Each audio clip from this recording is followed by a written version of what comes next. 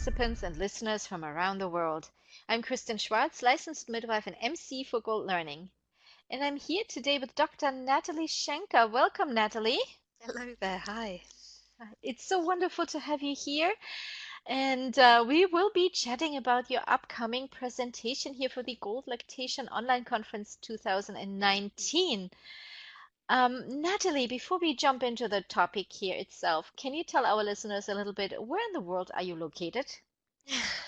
So I'm located in the UK, just north of London, um, and the milk bank, the Hearts Milk Bank, where I work, is based in the Rothamsted Institute, which is a research institute in a little town called Harpenden.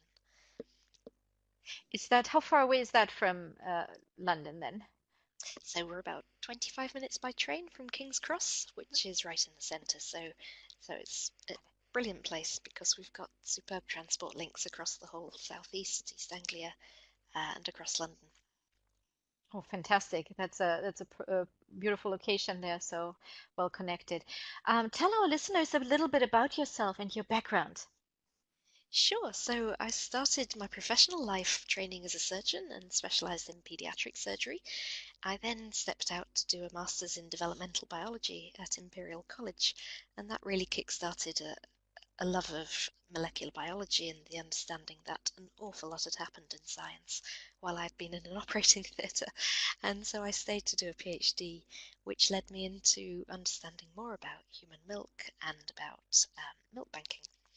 And it was really through that experience that I started to think that we could approach milk banking in a very different way.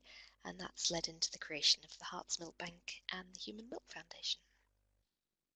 How wonderful. That's such great work you're doing. And I know that you have been recently recognized, right? You received the Points of Light Award by Theresa May in February Oh 20th. gosh, Isn't that yes. correct?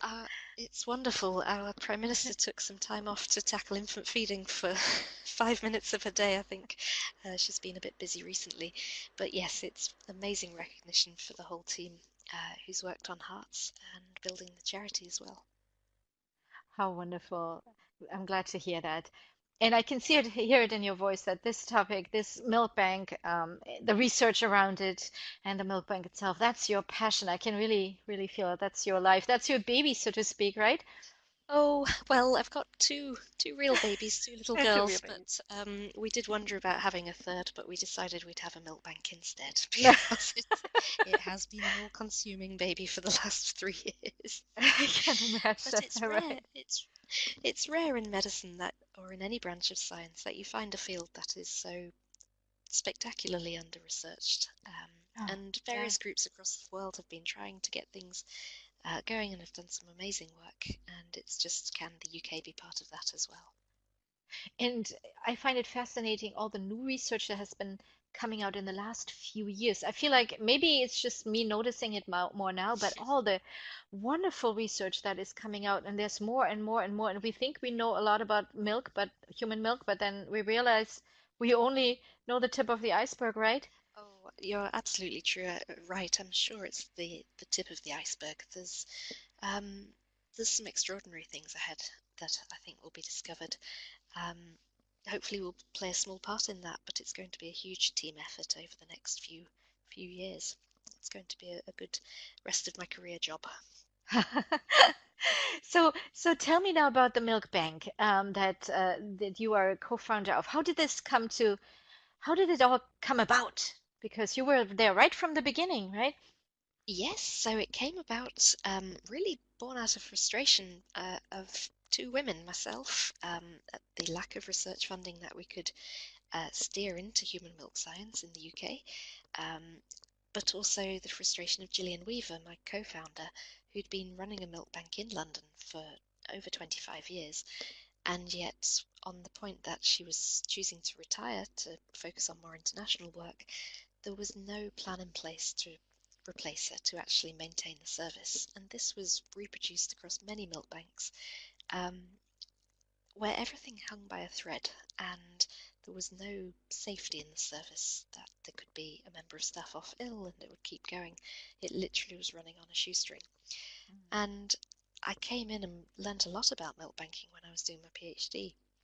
and could recognize that if the service was consolidated, then you could take this resource of donor milk that was heavily, heavily rationed and start thinking about different ways it could be used. And really, if you understand what human milk is there for, um, and the biology of why we've evolved to produce this substance, then you really start thinking that actually there are very few instances of sick babies, or indeed any babies, where having access to human milk wouldn't be a good thing if their mothers couldn't breastfeed. Absolutely. What a wonderful project. Thank you. That's amazing. Now tell us about the presentation, the resurgence of human milk banking. Resurgence? Tell me more about that. Yes. Well, it's a little known fact, or certainly I didn't know this fact, is that there were milk banks of some description, usually very ad hoc, but some quite formalised, in hospitals, certainly in the UK and I think elsewhere, before the 1980s, in almost every hospital where babies were delivered. And it was just how babies whose mothers couldn't breastfeed initially or at all were fed, at least while they're in hospital. And then obviously HIV came along in the 1980s, and the majority of human milk banks were closed down if they didn't have a pasteurizer and a team to run that pasteurizer and to recruit donors safely. And really, things didn't get going again in such a huge way as they were in the 1960s and 70s because preterm formula was invented and marketed very heavily into neonatal units as being science milk, that you could understand how many electrolytes a baby was getting and what the fluid balance and so on and so forth. And so the need for donor milk was therefore really only prioritised to the babies who were the most sick and the most premature, and therefore at the most risk of necrotizing enterocolitis, this devastating condition of prematurity with a very high mortality rate. And what we're noticing is the movement that we're creating um, in the UK is being replicated in many other parts of the world where the numbers of milk banks are increasing, the liberalisation of donor milk uses is growing, and we're noticing more clinicians, more doctors in particular, noticing different outcomes in babies who are fed exclusively with human milk. Preferably that should always be the mothers, but where it's not available, then using donor milk as a bridge until that's possible. Absolutely, that's wonderful there. I had no idea that there were actually milk banks in hospitals in the UK a while back. I did not know that. So thank you for clearing that up. I had certainly learned already just by talking to you. I learned already Things I've learned too. quite quite interesting the things we just learned by chatting here. Yeah, so what before I let you go, and I hoped, and this is for all Sure. our listeners, this is such an amazing topic, and what wonderful, this milk bank that Dr. Shenker here established and co-founded. The work is amazing, and I hope to our listeners that they come to the presentation and check it out. It's wonderful work that the organization is doing. So, but before I let you go here, what are you hoping that our delegates will take away from your presentation? Oh gosh, um, I would love it if some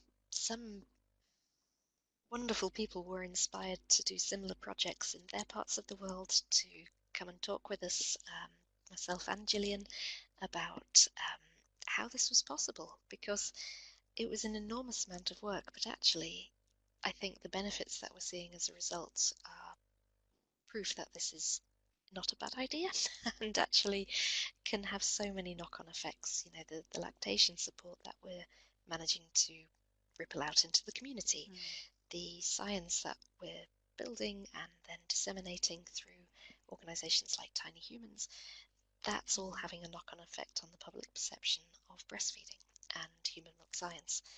And so just by a small seed, it's been quite Mm-hmm. remarkable to see how these things grow. And it's possible to do with a bit of effort and a bit of Uh-huh. investment. But if we can be inspiring people to be thinking about services in their own communities, then that would be amazing. That sounds absolutely wonderful. And you think the model you created is something that other communities could implement as well? Absolutely. And Gillian's just been working with an organisation called Path to develop guidelines for how to create milk banks in all sorts of contexts, communities, and different countries. Oh, how So we wonderful. can talk about that too. Oh, absolutely. How wonderful. Well, thank you so much, Dr. Natalie Shenker, for chatting here with me today. Lovely, really good to talk to you. Looking forward to it. It's a pleasure, and I'm looking forward to the presentation too. And to our listeners, this presentation, The Resurgence of Human Milk Banking, is part of the Gold Lactation Online Conference of 2019. For more information on this presentation will be live on April 23rd, and of course, it will also be recorded. But for more information on this presentation and the other presentations in the conference, please visit goldlactation.com. Thank you everyone for listening. Bye bye.